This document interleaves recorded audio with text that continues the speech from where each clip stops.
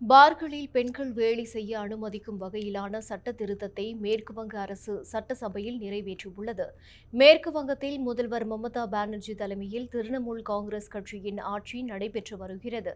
அங்குள்ள பார்களில் பெண்கள் வேலை செய்ய அனுமதிப்பதற்கான சட்ட திருத்தத்தை சுகாதார மற்றும் குடும்ப நலத்துறை அமைச்சர் சந்திரிமா பட்டாச்சாரியா மேற்கு வங்க சட்டசபையில் மார்ச் 19ஆம் தேதி தாக்கல் செய்தார். இந்த சட்ட திருத்த மசோதா பெரும்பாலான உறுப்பினர்களின் ஆதரவுடன் நிறைவேற்றப்பட்டது.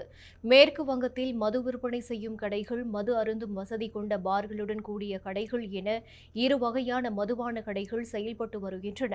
அதில் பார் வசதி இருக்கும் கடைகளில் பெண்கள் பணிபுரிய அனுமதிக்கும் வகையில் இந்த சட்ட திருத்தம் மேற்கொள்ளப்பட்டுள்ளது. இதுகுறித்து பேசிய சந்திரிமா பட்டாச்சாரியா, ஆண்கள் பெண்கள் என்ற பாகுபாடு மீது அரசுக்கு நம்பிக்கை இல்லை. மசோதாவில் உள்ள பிற விதிகள் சட்டவிரோத மதுபானம் தயாரிப்பதை தடுக்கவும், மூலப்பொருட்களின் விநியோகத்தை கண்காணிக்கவும் மாநில அரசுக்கு அதிகாரம் அளிக்கிறது என்று கூறினார்.